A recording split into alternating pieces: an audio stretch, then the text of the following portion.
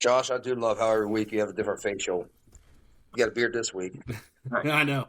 Hey, welcome to another episode of Idiocracy Talk Radio. I'm Dr. B. We got Josh and Matt with me, or P Daddy Josh with the hairy-ass chest. We'll see more of that later on. Anyway, on today's episode, we're going to talk about the Cincinnati Reds. We're going to talk about the Angel Reese, Caitlin Clark controversy, or, drama or circus, whatever you want to call it, and a few more. Before we get kick-started, I want to wish everyone a happy Memorial Day, especially to our veterans of all the branches. Obviously, today is a day to celebrate those individuals that gave the ultimate sacrifice or have passed away, that served our country, so we can memorize them. So with that, we appreciate everyone. Being a veteran myself, it is a big deal. And so it's greatly appreciated. So and this is the most expensive holiday that we do have during the year.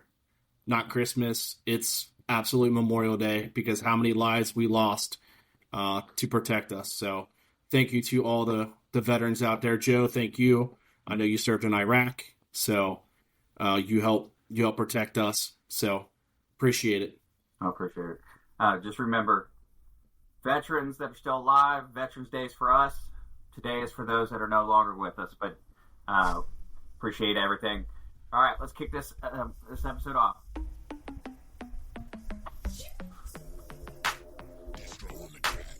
It's idiocracy, but you gon' see the value and respect though when you talk with me. So come on, baby, walk with me. It ain't a topic that the crew can't touch. Share our views and our vibe. What we hide, it ain't much.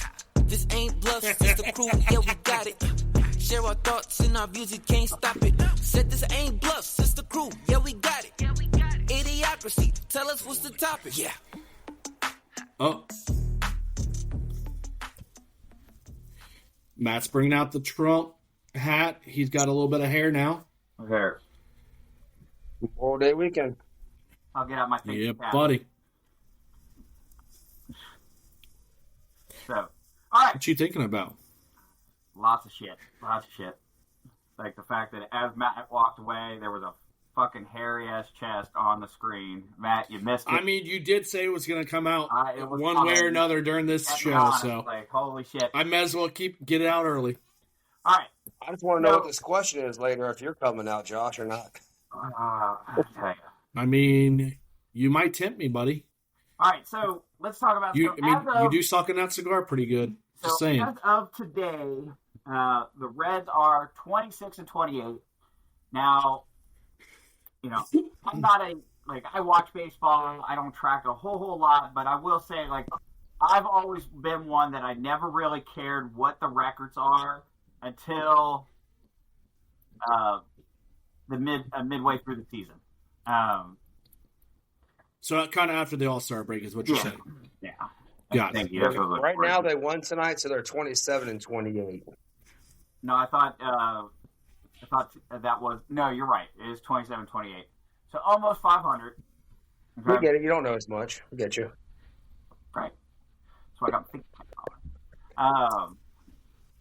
So what do you guys think? The Reds, I don't feel like they've been as impressive. I mean, they've got some quality players on the team, but do they have enough to make it to the next level?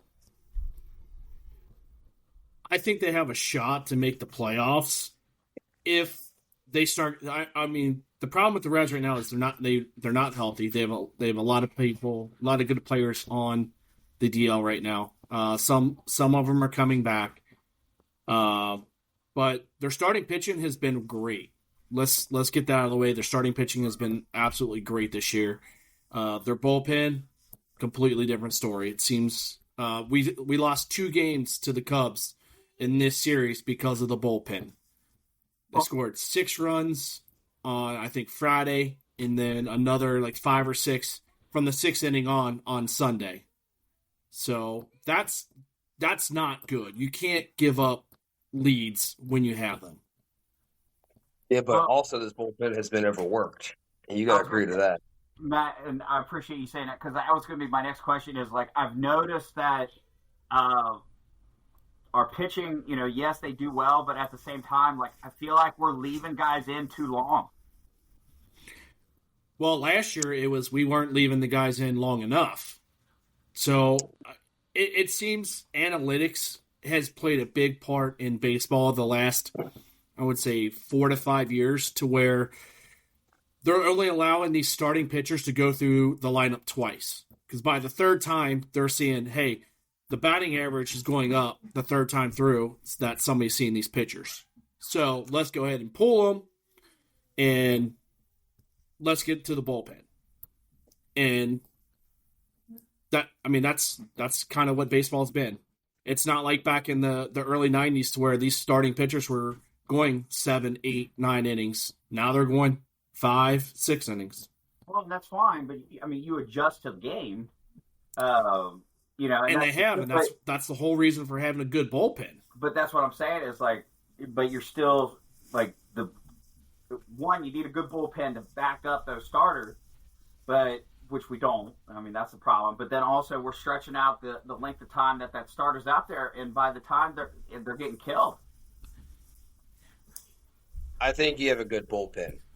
I think our problem is right now is Hunter Green was hurt for 2 weeks. He comes off the DL. He starts a game, which is the big series against the Cubs, but he's limited on pitches. So you're bringing your bullpen in early. So is that a bad call on the Reds manager, or is it a good? Because he only lasted 4 innings, 85 pitches. 85 pitchers, that's kind of where it depends on if he's got 85 pitches going into the 4th inning, you got to pull him. Because he might make it to the 5th, but he was limited Friday night, don't matter what. He wasn't even going. I'm surprised he made that long for that pitches. Hey, who's taking the pen? Because if you hear the pen. Mm-hmm. And you already know throughout the week, you already been stoked on your bullpen because you had to start with your bullpen last Sunday with Brett Suter. Yeah. Yeah, but these guys are. There's no way you should give up 6 runs from the 7th inning on into 2 games. That's unacceptable. That's straight on these guys. Terry Francona, maybe he put in the wrong reliever at the time, but you got to know when to pull these guys. And unfortunately, it hurt them twice during the series, and that was a big series for the Reds. They could have climbed within 3 games of the Cubs. Right. They should have swept this series, and they didn't. Did you watch the game today at all? I did not. I was out planting flowers for the wife. So Ellie was your DH today, and the guy we picked up on Friday was batting $162. Mind you, he had 2 hits today, but he started at shortstop to give Ellie a day off from playing the field. And Gavin Lux played third base for the first time. And Matt is off. All right. Why haven't we been playing Gavin Lux all the time? Makes sense about something. I know, right? What the fuck? No, here's a hot take that I will give you about the Reds. Everybody's on Ellie De La Cruz's nuts, saying he's the next big thing. Yes, he's 23 years old. Yes, could he be a superstar? Possibly, right? I don't think he is. Everybody's like, oh, is he going to be the next $500 million man? Absolutely not. Not a 240 to 260 hitter. Somebody that can hit maybe 30 home runs. Now, if he starts hitting them 50, 60 home runs, absolutely. But he's stuck about 25 to 30 home runs. He does get a ton of steals. So that can help you out. But who he reminds me of a lot is Billy Hamilton. So hopefully it's not the same trend, but we'll find out in the next couple years if he's going to be legit. And if not, maybe it's time to move on for him and move on from him and see what we can get in the next year or two. I think that's a bad comparison. This guy has all the tools. Like, Ellie De La Cruz is not, like, because I'm looking at his numbers, like, for this year so far. For 55 games, he's had 215 at-bats. He's had 38 runs, 54 hits, 8 doubles, no triples, 9 home runs, 38 RBIs, 22 walks, been struck out 69 times. So there you go. That's a big key. 69 times he struck out. I think he's in the top 5 in strikeouts in the league. Mm-hmm. I think he's leading the league in errors at his position too. So he's not the best infielder. So probably he took a day off today. Hopefully I'm completely wrong, but I think we're jumping on the hype train a little too early for him. I don't see him as like a Joey Votto type player for the Reds. Joey Votto was absolutely everything for that Reds team. You could count on him. 300 hitter, walk 100 times a year. But he didn't strike out Joey Votto with players. He was very good at just getting the ball in play for the Reds. And that was when they were able to do the shift, too, that he had to play against. And now baseball players, they don't have to worry about the shift as much anymore. But Josh, so that's why I've said that. Josh, agree or disagree with it? You haven't surrounded Ellie with anybody yet. You gave him Matt McClain, who's been injured. You gave him CES, who's been injured 2 years now. Yeah, average Rito on top of the lineup is great. He's 16. You have no one behind him that's doing decent last year. Shortstops. Out of 32, so he's halfway. Half. Yeah, he's like middle of the pack.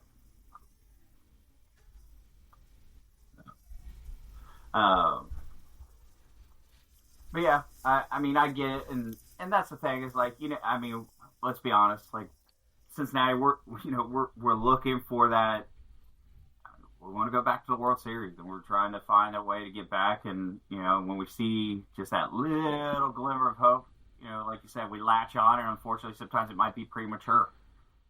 And that's the funny thing is you go to all these bobblehead games at Ellie De La Cruz. Everybody's trying to get this bobblehead. Everybody's on this player. I haven't seen a team or like fans jump on one player like they have with Ellie De La Cruz. They didn't do that to like Votto for the first few years, but they've jumped on Ellie De La Cruz just because of his one hot start when he was coming up for his half season pickup. You get one of his bobbleheads. The fans are selling them for $80, $90 when it's a free giveaway. Yes, I understand. People are going to spend their money and they can do whatever the hell they want to. I understand that. But there are kids out there that they don't get the opportunity to get one of them Ellie De La Cruz bobbleheads because of all these people. So the last game I went to, they actually sold out of the Star Wars one.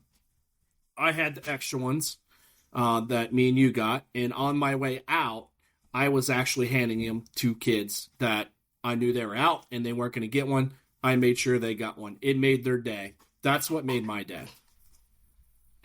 And you got to realize this is what Ellie's hype is going to do for the fans too. It makes their day. It sells tickets. He's a hype phenomenon. There you go. But while you were there, I put a hot take out there, Matt, is I don't think he's a superstar. I don't think he will ever become a superstar like a Shohei Ohtani, a Mike Trout, an Aaron Judge. I think he's always all hype. Okay. First of all, the guys you're comparing him to took time to develop. You haven't. I don't know if you heard me before or not. I had to cut off to come back on, but you haven't surrounded Ellie with anybody yet. I don't know if you heard me say that before. No, you cut off before. No, I mean, Go ahead. I just, looking at his stats, yes, I understand he's 23 years old. Will he get better? There's a possibility he could get better. I view him more like a Billy Hamilton type player. I think he's going to be stuck about a 260 hitter. I think he might be able to hit you out 25 home runs, maybe 30. I don't. So when did Billy Hamilton hit 25 home runs? Never, but I'm just saying how fast he is. And the hype around the guy. But that's I will say though, Billy Hamilton, that's a bad comparison. Like, I'm just looking at the speed. Billy Hamilton, that's all he was speed. Like, the dude couldn't even hit. Like, it was like if he hit the ball one damn time, then everyone was excited because he was going to run really fast, but shit. Run, Billy, run. Right. It took forever. It's like, hell. But we need Ellie to hit. If Ellie's going to be a superstar, he needs to hit 280 to 300 every single year. That should give him possibly Hall of Fame type numbers if you can get up to there and you hit 40, 50, 60 bombs a year. Aaron Judge, to your point, it took him a year to 2 years to finally start getting up there. Ellie's, this is his 4th year, 3.5 years basically in the league. So hopefully he gets there. I'm just saying. All I see is hype right now. Joe, what year? Look it up on your computer real quick. What was Aaron Judge's rookie year? Was he 28 years old when he came into the league?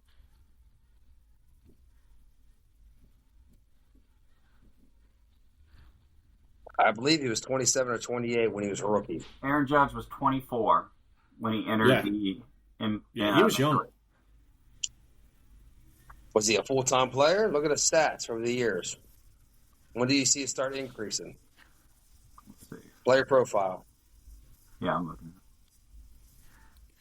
2016, he played in 27 games. So here you go. He had 4 home runs, 10 RBIs.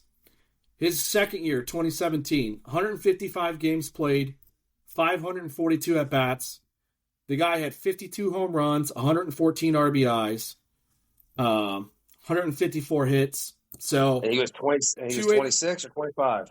25. And he was 284 hitter. Okay. The next year, he dropped down a little bit. He only had 27 home runs. But injuries, probably. He had injuries. He only had 112 games, 102. 2020, he only played in 28. Going back to 148, 39 home runs, 287 hitter. 2022, 62 home runs, 311 hitter, 106 games, so injury again, still hit 37. Okay. You just stop there. It's fine. Stop there. Again, big marketplace, are going to sell tickets, and they're going to buy people to put around him. Small marketplace, Ellie, young, up and coming, selling tickets, selling out games, breaking some records at a young age. You know what I'm saying? It's still up and coming. You got to realize we're a small market team. No, we really haven't built anything around him besides the pitching depth. So we haven't put anything around him in the bullpen. Again, in the offseason, we were supposed to put a powerful bat in the outfield to help be our 4-hitter, start putting some pressure on Ellie to do a little better. I think he's doing fine this year. I'm not saying he's doing the best, but Stevenson's falling apart, McLean's falling apart, and Steer is on his way back up, but he's still not steered. So I mean, let's compare another player, Mike Trout. His first year, 30 home runs, 326 average. Second year, 27 home runs, 323 average. Third year, 36 home runs, a 287. That's where we need Ellie to be, is to be a superstar. He needs to start hitting 280 and above, and he's yet to do that. Can he figure it out? Absolutely. But these are guys that are superstars in the league that did start right out the bat hitting 30 home runs, 300 average. Mike Trout was 280 average, but I'm just saying. When's the last time Mike Trout played a full season, though? Oh, it's been quite a few years, but when he first came out, I mean, he 2012, 13, 14, 15, 16. He had 5 years. What age was he when he came? What age was he? What age did he come out? I think he might have been a little bit older. That's what I'm saying. You gotta give this player time to develop still, and you gotta surround him with some nice young talent that are some proven depth behind him. Mike Trout started playing when he was 19. And then, but he didn't start. Let's see.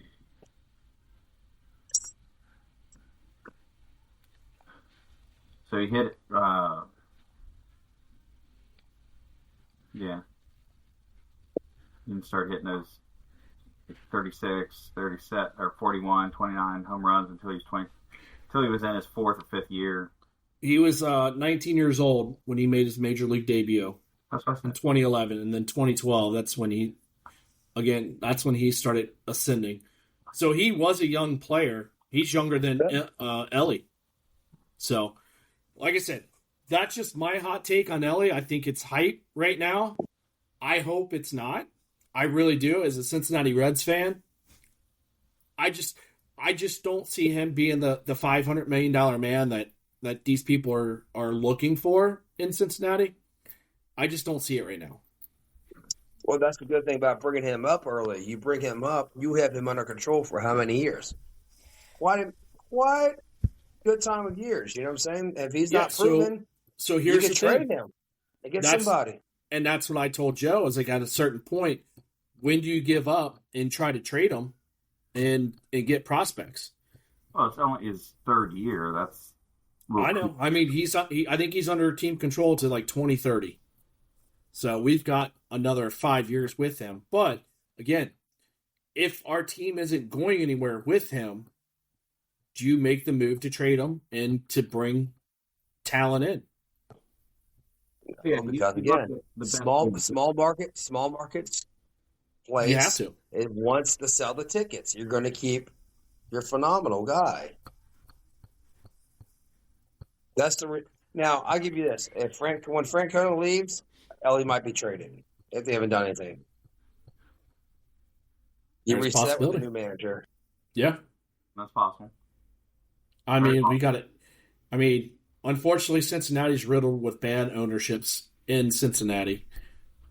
We do got one good owner so far, it seems like, with FC Cincinnati, but the Reds owner and the Bengals ownership, I don't have faith in either one of them right now. So what are you trying to say? You're going to become an FC fan? I've never been to a game, but, I mean, they continue to put a winning product on the field. I will tell you right now, I've been to one game, and I tell you what, you need to fucking go if you've not gone. Like, I mean, I'm not a big soccer fan. Guys trip! But I tell you what, it is fucking live. Like, holy shit. Like, I mean, they don't stop rooting. They do not stop cheering or rooting at all. Oh, they don't stop fucking cheering. I mean, they are fucking on the other team. Hell, even before the game starts, they have a fucking parade from one of the parks down to the stadium. They fucking run a parade all the way down. Like, every game. Like, it's crazy. Like, and I think their tailgating's better than the Bengals tailgating. Really? Oh, yeah. It's a parade. All right. Speaking of that, where are we tailgating this year, fellas? I mean, they have a fucking party, so... I mean, hell, I've actually seen people purposely have their weddings at the same time as the parade's happening so they can get photos with the parade. That's awesome.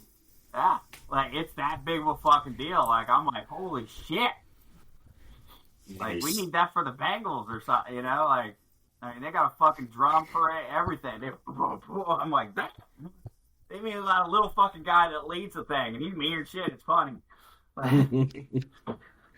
But get back to the Reds. I think we need some offense to start coming up strong in here the next 3/4 of the season. Yeah, offense I mean, I don't see the Reds are still in a good place. I mean, they're only 5-6 games out of first place. They're only a few games behind the wild card. I mean, it is what it is. It's still early. We still got another month of baseball to really determine where this Reds season's going to go, and if we're going to become sellers or buyers at the All-Star break. Because we got to realize 2 years ago we were not supposed to contend and be 500, 82 and 82 that year. Yep. But then we extend Bell for one more year. Then we actually had a down year. Then we went out and got Francona. But gotta give the guy a chance. If he makes a wild card this year or close to a wild card, I think that's props to Tito for what he did. Oh, absolutely. I was excited to bring in Francona. I got tired of the David Bell experiment. I didn't see the team going anywhere. So he would get kicked out a game a week. So he only coach 4 games a week. Yeah, true. So, speaking of, it's actually a good little segue, talking about getting kicked out of games and stuff like that. Let's talk about some drama. Okay? Love drama. Drama. All right. So, Angel Reese and Caitlin Clark. Now, I don't know if you kept up with this circus, and I call it a circus because, I mean, you got 2 young ladies that are on my personal opinion, on completely different sides of the spectrum when it comes to capability. Okay, I mean, you got Caitlin Clark. I mean, just to give you some stats, okay? So let's look at stats here. So Caitlin Clark, this season so far, she's played for 178 minutes. She's had 30 field goals. She shot 60, so 50%. Okay, shooting rate. She's had 11 2-pointers out of 18 2-point attempts, 19 3-pointers out of 42 3-point attempts. So she's taken a lot of shots. Okay.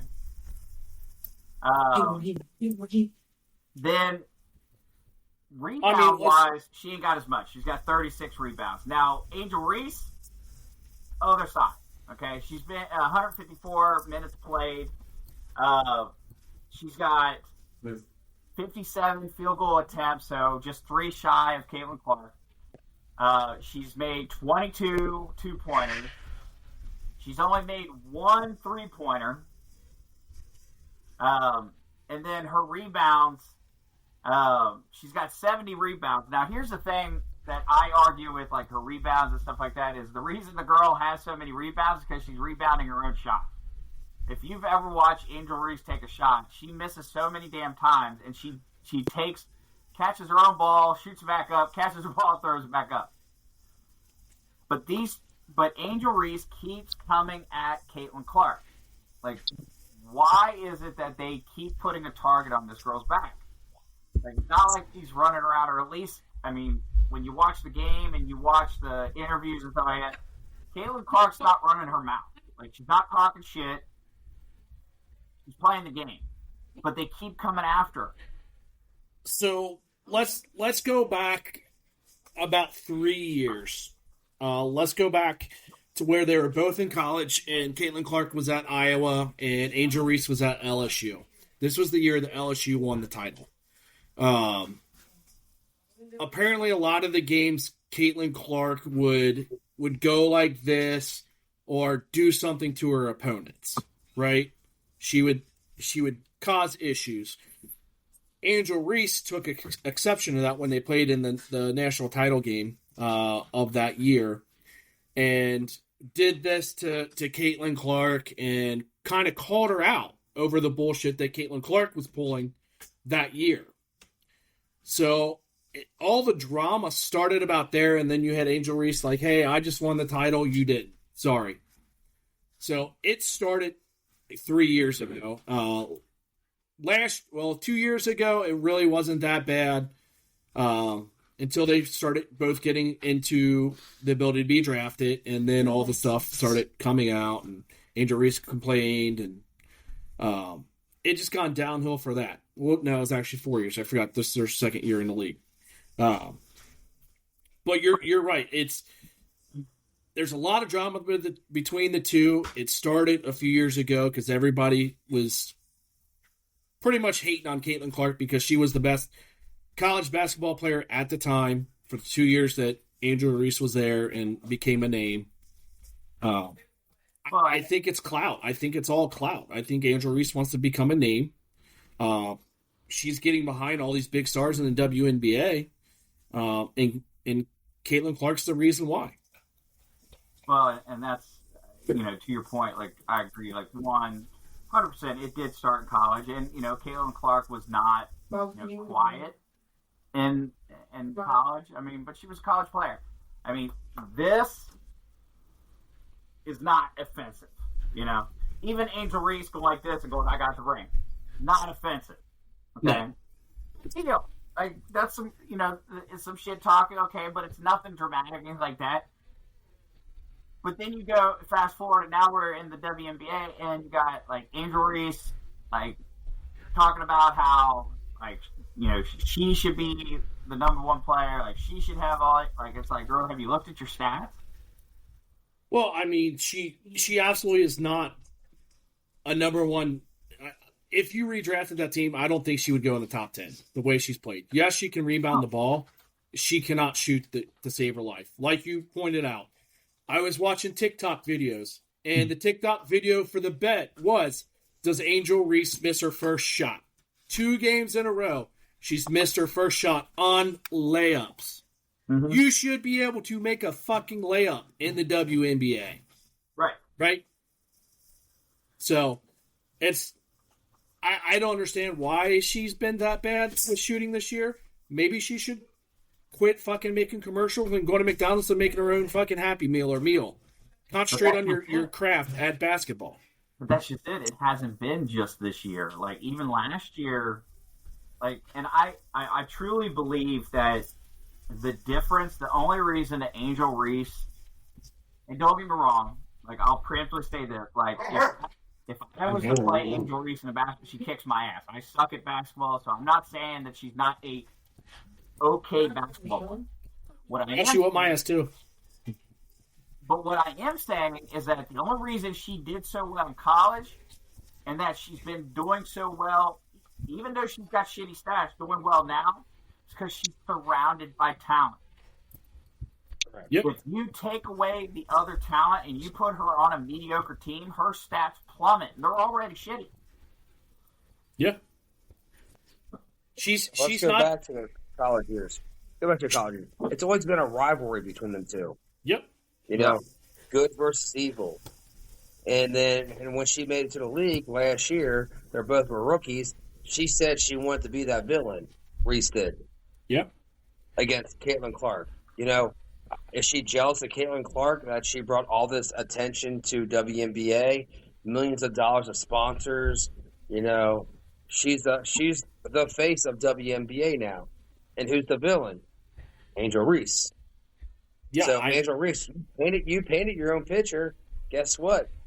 You're the evil one. Now, when her reaction is during the foul, guess what? Before the foul even happened, she pushed a player. Okay? No foul? Definitely pushed the player. She pushed the player. Yeah, Simple as this. Caitlin Clark get a hard foul on her, so she wouldn't be able to make an easy shot. Guess what? Go to the free throw lines and make your shots. But the way Angel Reese reacted afterwards shows her true color and how much she hates Caitlin Clark. Oh, yeah. Oh, absolutely. Caitlin Clark, for all of her rookie year, she was getting hard fouls. She would get up, shake it off, go hit the free throws. She was getting beat on by a lot of these WNBA players because, unfortunately, it's jealousy of what she brought into the league.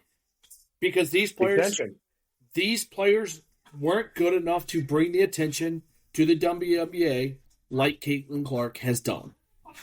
And it's funny how they want to bitch and complain about how they're not making as much money as an NBA player, but yet when Caitlin Clark brings this attention to the WNBA, they're all jealous of how she's getting the attention. Guess what? She's bringing notoriety to you guys. Exactly. Here, I'll show So you. why are we hating on a girl who's doing that because she's white? Oh no, probably because she's good at her craft. So perfect example here. So Caitlin Clark taking a shot. Now watch Angel Reese. You see the shove? Right here. Oh yeah, all day long. Saw it. All day long. Caitlin Clark calls it like, what the hell? Why isn't there a foul? Okay. I'm not going to give you. No, I'm not going to give you. What it is I'm not going to give you an easy basket. So you hard foul, or you foul, and that's what happened. It was a basketball play. Right there's that reaction. Right there's right. Caitlin Clark walking away. She's cool. You know what? How much she got knocked over and pushed around? She was cool with it. She understands. If she got a flagrant one, she got a flagrant one. It was a worthy foul. That's what she said. Exactly. Oh yeah, and she doesn't. And that's the thing. She's not arguing that she didn't get foul. It is. She. Yeah, but look at the reaction, the shit talking from Angel Reese. How you have to contain her because she realized how shitty of a player she is. She's jealous of Caitlin Clark. Look at the separation between the distance between Caitlin Clark is not even acknowledging Angel Reese, and then look because Angel Reese wants to keep this going, okay? Because she wants to make headlines. She got to make headlines. Now she's going around people. Oh, I'm gonna pull my shirt up a little bit. I'm gonna talk some shit. See it. Just a regular foul. It's a hard foul. That's all it is. Yeah, 100%. Was it a foul? Yes. Nobody argues that. Does now at the same time.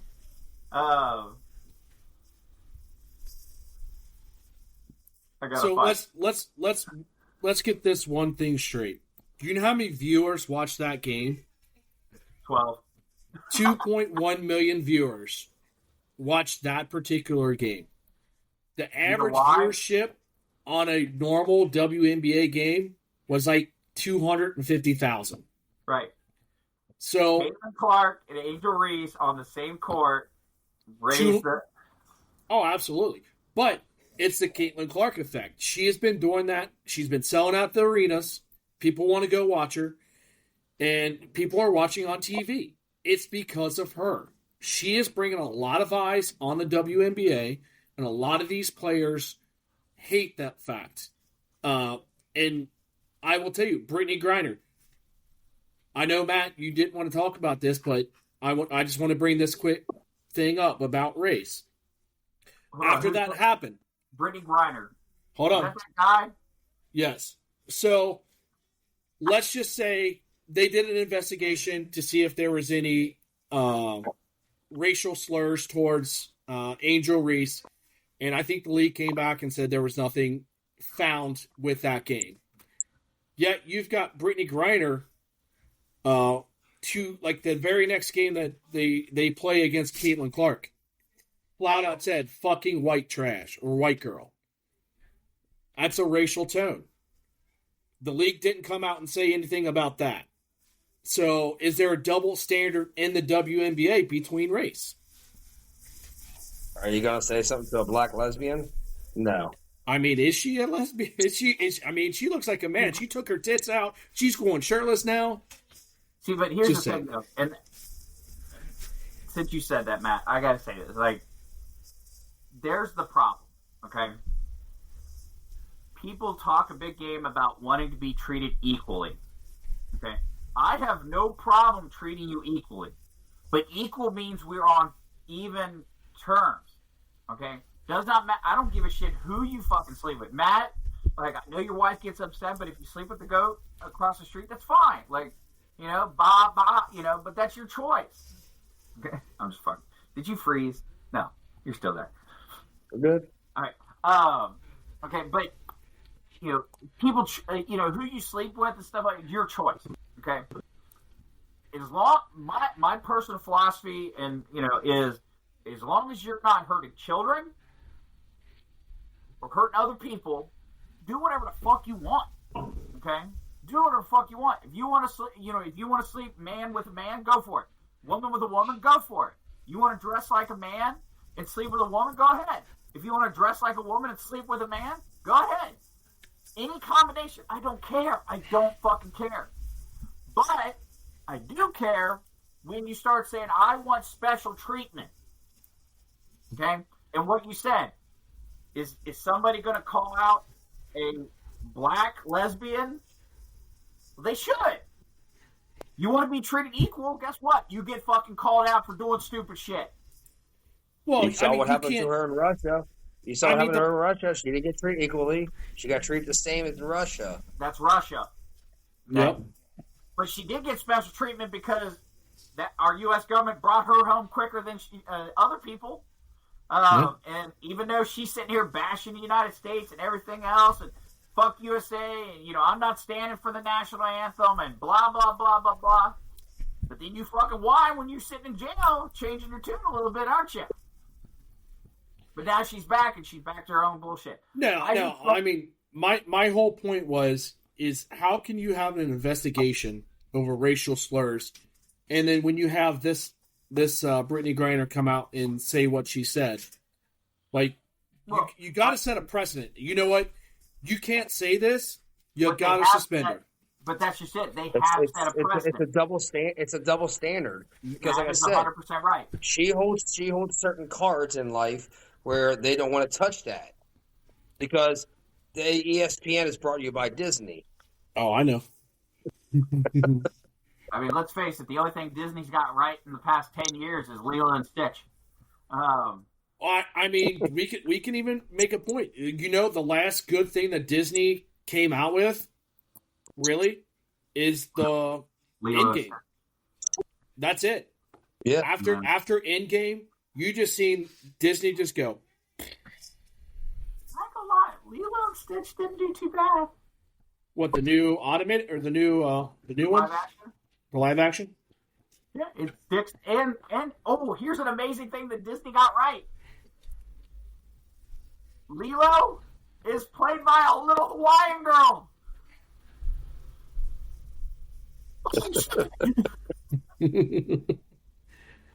Her sister is played by a girl. I mean, maybe they learned from all their mistakes with Snow White. No, they didn't, because wait till you see How You Train a Dragon. Like, wait till you see one of the Vikings. They didn't learn their lesson. They didn't learn Huh? It's a Viking net. Yeah. So we got all this drama going on with Caitlin Clark and Reese, and of course it doesn't stop there, because it is also transferred over to, and speaking of double standards, moves into Ryan Clark and RG3. Okay? So, Matt, you know a little bit more about, I'm going to put you on the spot a little bit, but give me a little bit of background on this RG3 Ryan Clark feud that's been going on. So, supposedly, Ryan Clark and RG3, they're both NFL analysts. They go back and forth. They talk about their opinions of stuff. It's an opinion. Guess what? You're allowed to have an opinion. If you don't like it, you give your opinion against it. It's arguments. You just go back and forth, gentle rivalries, and you keep it within the boundaries. Well, Ryan Clark took it outside the boundaries and started talking about RG3's girlfriend and wife.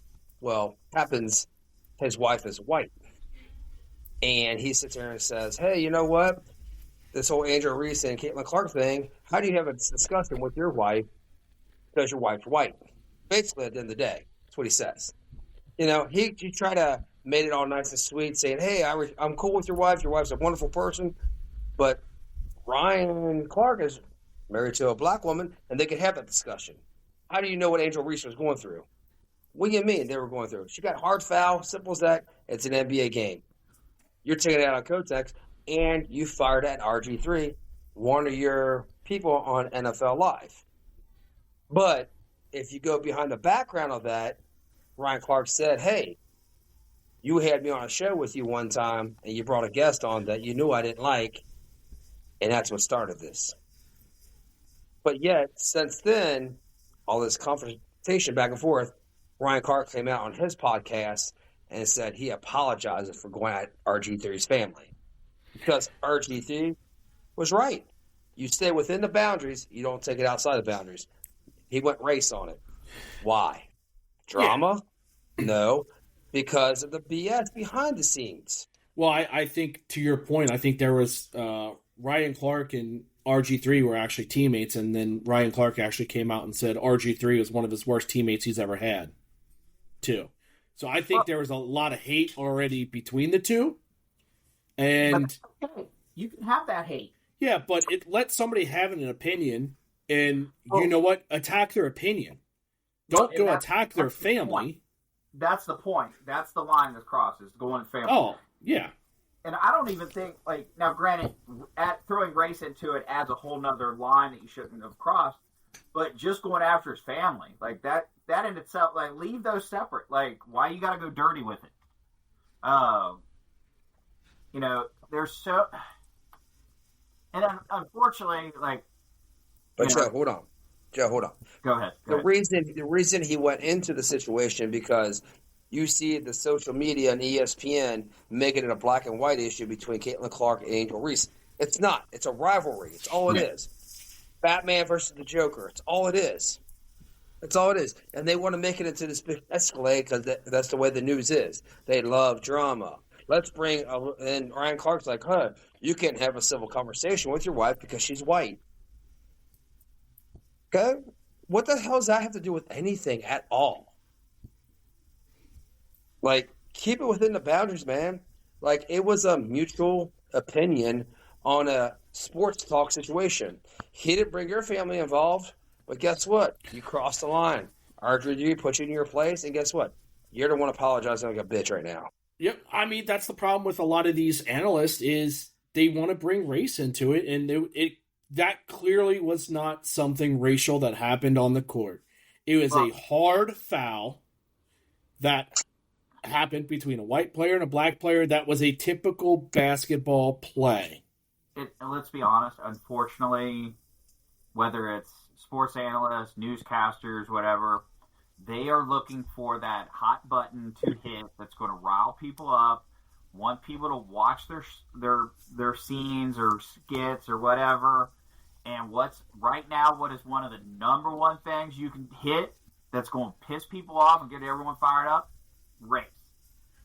You know, and it's just, you know. Well, the funny thing is, he used his platform, Ryan Clark did, on his own podcast to bring this to fruition. RG3 just went on there and did a simple podcast and said, don't talk about my family. Right. Talk about my opinion all you want. Yep. And you have that right. But leave my family out of your mouth, basically. Yeah, let's debate my opinion. I mean, what's fine. RG3 go toe-to-toe with you all day long. But at the same time, these are both ESPN people. Now, let's see who has a job in the long run. I mean, I don't think ESPN's going to do anything. I think they got what they wanted with an apology, and I think he'll be fine. I personally like Ryan Clark as an analyst. I really do. I think he what do we got here? Oh, wow. Wow. Really, Joe? Get my name out of your mouth. Will Smith just smacked the shit out of him. And RG3 is going to tell Ryan Clark. Name out your fucking mouth. Wow, dude. Yeah. It was a G.I. Jane jump. Keep my wife's name out your fucking mouth. I'm going. I get it, but his wife was black, so it makes it different. Yeah, I mean, all like G.I. Jane. Joking. So I will tell you one thing. I really like Ryan Clark's takes when he covers football. Now, he's neutral. I love it. RG3, I can't stand his takes on the NFL. So, but I back Ryan. I back Robert Griffin III on this one. This whole take. I will bash his takes all I want to in the future. So, but I won't bash his family. That's the thing with an intelligent person like Ryan Clark, man. Like, he was doing great as ESPN on football. You know what I'm saying? I love listening to him. I'm with you. He speaks professionally. He knows what he's talking about. And we do hate him because he's a Pittsburgh fan, but we accept him because he's a great talker about the game. It's about the game. It ain't about outside those lines. But you're taking it outside those lines because you're using your platform, again, for bullshit. Stay within the lines, man. That's what brings entertainment to the value. You want to go into the other world? Like you said, you did on your podcast. Yep. All right. So, last thing we're going to cover, I remember at the beginning I told you guys I had a question for you, and I wanted to see what your thoughts, what your opinions would be on this, okay? You ready? Let's go. No choice. Who would win? 100 men versus one silverback gorilla.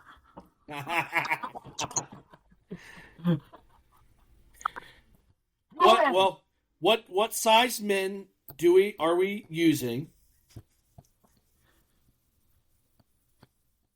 I mean, are they all like 300, 400 pound men that are like completely strong, or are they just random 100 people? 100 random men, no weapons, barefisted, against one silverback gorilla.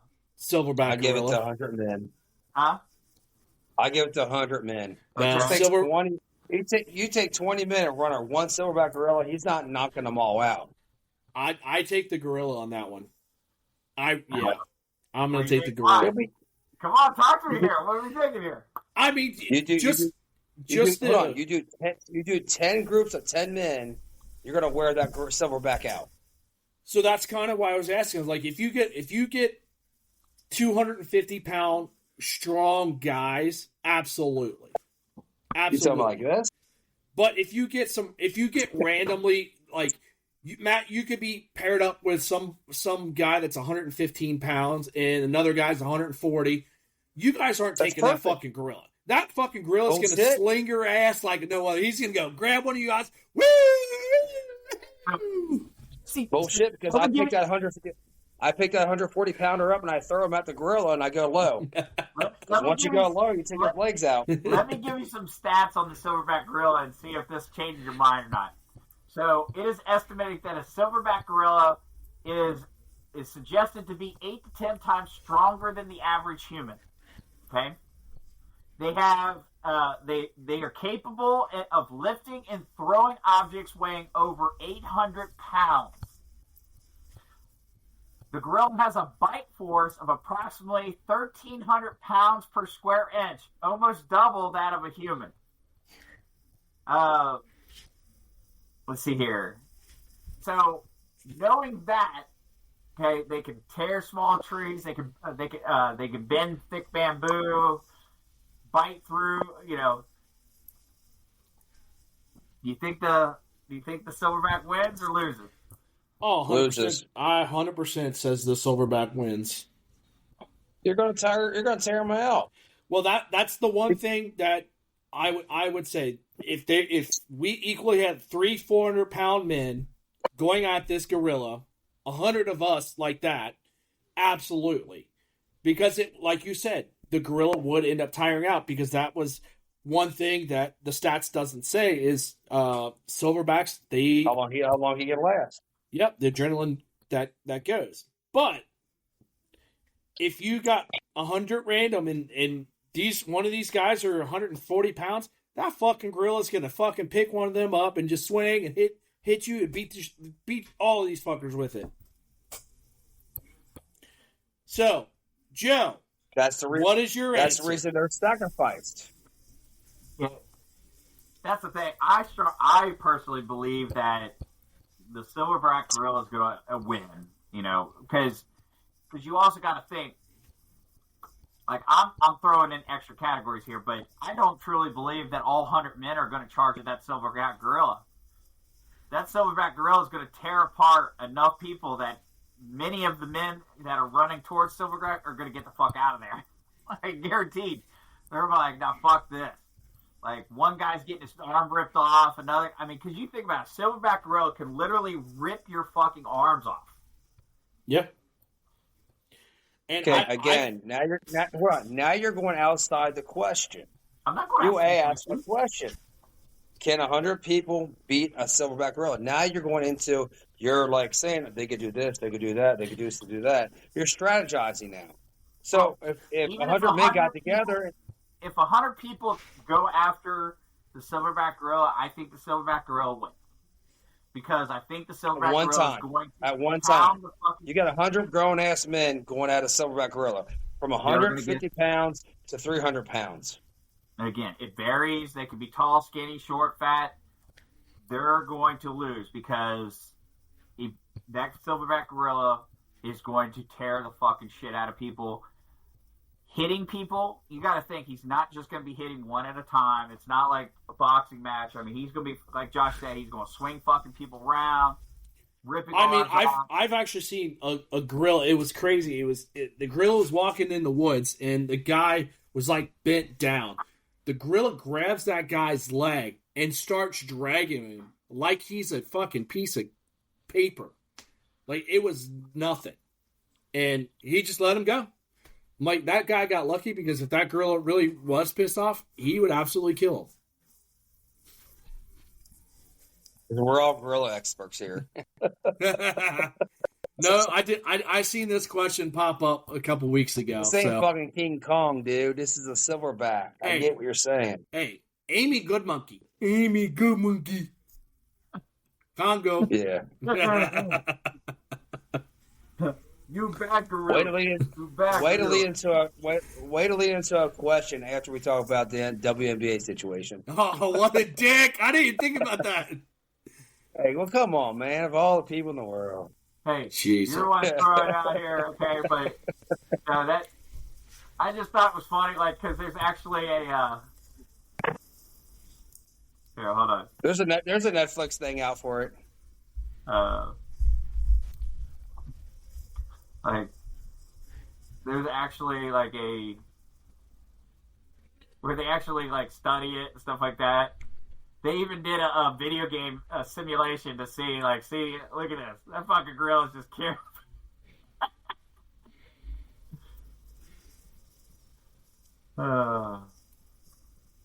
But yeah, I mean, fucking gorillas are beasts, dude. Like, I mean, obviously beasts, but no, I just thought it'd be fun to throw that question out. I saw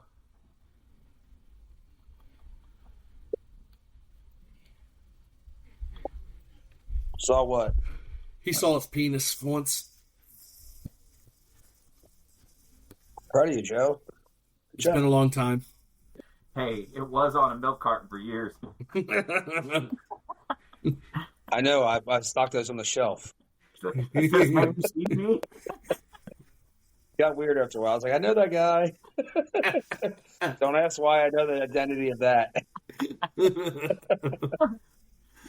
Oh, shit. Brother does add 10 pounds. And a couple inches. Man. So, all right, my friends. Always a pleasure. Again, for those that are listening, if you're listening live on YouTube, thank you to all the veterans that that are no longer here. Please pay your respects on Memorial Day. I know the day's almost done. Unfortunately, there are many groups, many causes that get a whole month, get whole weeks, and our veterans only get one day. One for the dead and one for the living. Like, it's pretty ridiculous. But appreciate everyone. Remember, if you're looking to listen, we've got our show is streamed live on YouTube, on our YouTube channel, Idiocracy Talk Radio. You can also find us on Apple Podcasts, all the major podcast areas. And then we also have our... Wow. Yeah, I know, right? Stun the silverback. He's a bear. He's not a silverback. Yeah, I'm a bear, buddy. got the bear paw. And we also have our TikTok channel. So many clips. What's your website again? Our website? Yeah. So my company's website, Bear Tracks Media. So beartracksmedia.com. You can go to YouTube and listen to our YouTube channel on it's youtube.com/Idiocracy Talk Radio. So come out and listen. Hopefully you like what we're saying. If you don't, you can also send me messages or send the team messages, and we can talk about things. We can even invite people on if they'd like to discuss anything with us. Just go on to you can send it to sales@beartracksmedia.com, and that will come to my company page where you can make any suggestions or anything. Again, it's sales@beartracksmedia.com. It's on our website as well. So, all right. With that, anybody got any final words? Yeah, again, when you do this, keep your comments respectful. Gain discussions. We'll be more than happy to discuss it. Let's just keep it on a good level, and let's not let the woke cancel us. And you are absolutely allowed to disagree with any of us and any of our takes, and we will be as professional as possible to your takes, even if they're terrible. I'm just saying. So what you're saying is we're not going to pull a Ryan Clark. Correct. No, we're not going to go after families. And to your point, please feel free if you don't agree with us or you agree with us. Doesn't matter. We'd love to hear from you. We're one of those generations that, we're strongly believe that you can have different conversations with people and still keep it civilized. You don't have to agree with us. We don't have to agree with you. But we can still maintain professional, not even professional, because let's face it, sometimes you might tell us to go fuck ourselves and we might tell you. But at the same time, we're not going to be upset with you at the end of the day, and hopefully you're not upset with us at the end of the day, because we respect it. At the end of the day, I'll still buy you all a drink. There you That's go. all that matters. And who day? Cheers, guys. Cheers. And with that, this Crown Royal Blackberry is the shit. I'm just saying. you better be hunting for that. It's idiocracy, I know. but you gon' see the value and respect though when you talk with me. So come on, baby, walk with me. It ain't a topic that the crew can't touch. Share our views and our vibe. What we hide? It ain't much. This ain't bluffs, this the crew, yeah, we got it. Share our thoughts and our views, you can't stop it. Said this ain't bluffs, this the crew, yeah, we got it. Idiocracy, tell us what's the topic. Yeah. There you go, Matt. It's for There you. she is. There's Brittany Griner. Look at that hairy chest.